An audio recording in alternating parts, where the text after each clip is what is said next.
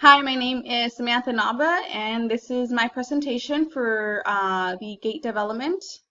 First off, I am getting over a cold, so if I cough in between the presentation, I'm so sorry.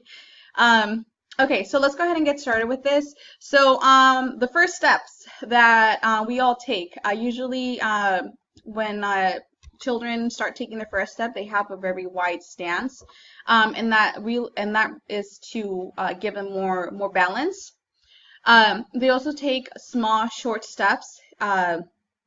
Again, mainly because they're still trying to take balance. They're not able to take those big, giant steps like we do as adults. The arms are held in high guard. Again, this is to find balance so they don't fall forward or back. And then when they step, they tend to step more with the flat foot. So they don't really have that heel strike yet. So it's a lot of flat feet when they're stepping. And there is a link at the bottom here. You can go ahead and take a look at it's a video of a toddler here walking, taking their first steps. Feel free to take a look at it. So some abnormalities. So some of the common ones that you will find. This one it's common in both children and toddlers. So they have the in-toeing or out-toeing. Okay. And then the whole toe walking too. Something one of the abnormalities, but these can actually they will grow out of it, or there's ways to help them grow out of it as well. But one of the common ones as far as for children would be the metatarsus adductus. So you can see here basically how it curves in. So you can see what the normal foot looks like, and you can see from the toe to the heel here how it's it's curved in.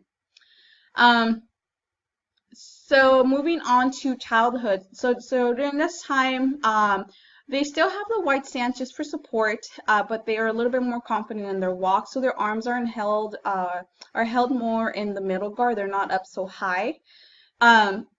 They have a combination of a flat foot and toe contact. So it's kind of an in-between. And one of the possible abnormalities would be the tibia torsion or femoral torsion. So again, this is kind of going back to the toeing in or toeing out. But also you can see the bow legs or the knock knees. So you can see the picture here. And this can actually be fixed.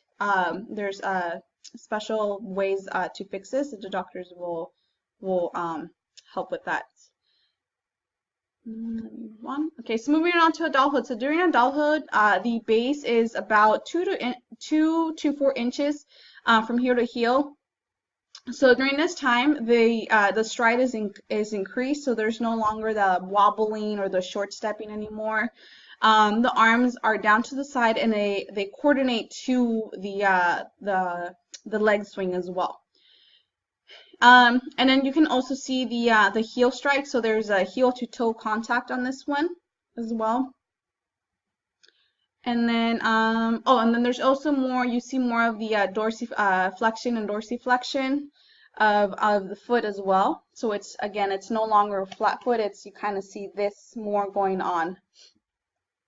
And then I wanted to add this too, because this is kind of also going to lead into talking about the older adulthood. So individuals may change their walking patterns over time due to weight gain or loss, changes in strength or balance, injury, or gait training. Any of these changes will change the constraint interactions during walking. So pretty much this applies to adults and older adults. Also may apply to children as well, but mainly for adults and older adults. So as we get older, we might gain weight, which will cause us to change our walk. Also, maybe we might experience some type of injury, maybe some type of disease that will prevent us from walking normally, and then it will cause us to change the way we walk.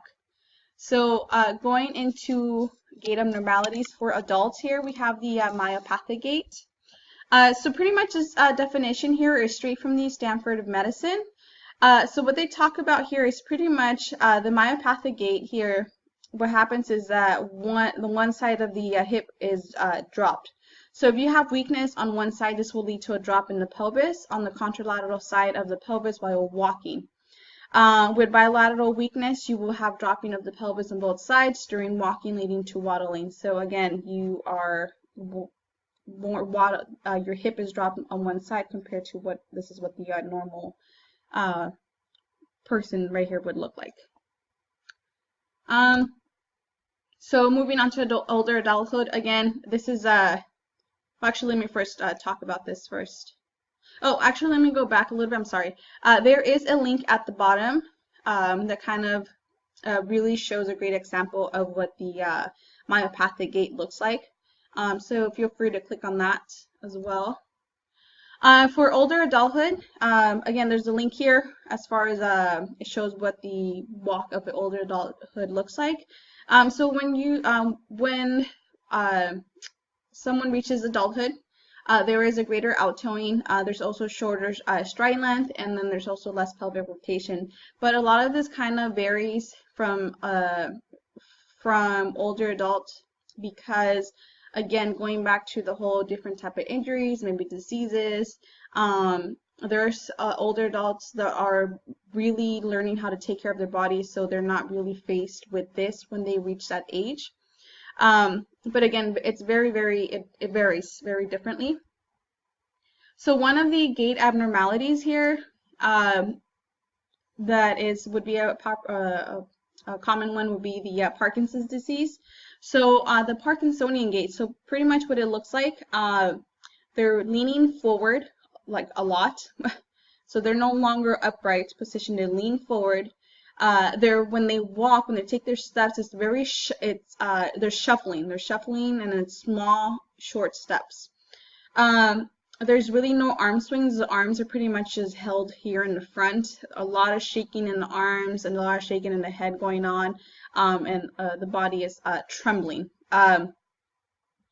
So here, this is like a definition straight from the Stanford Medicine, along with the video down here that explains and shows what the Parkinson gait looks like.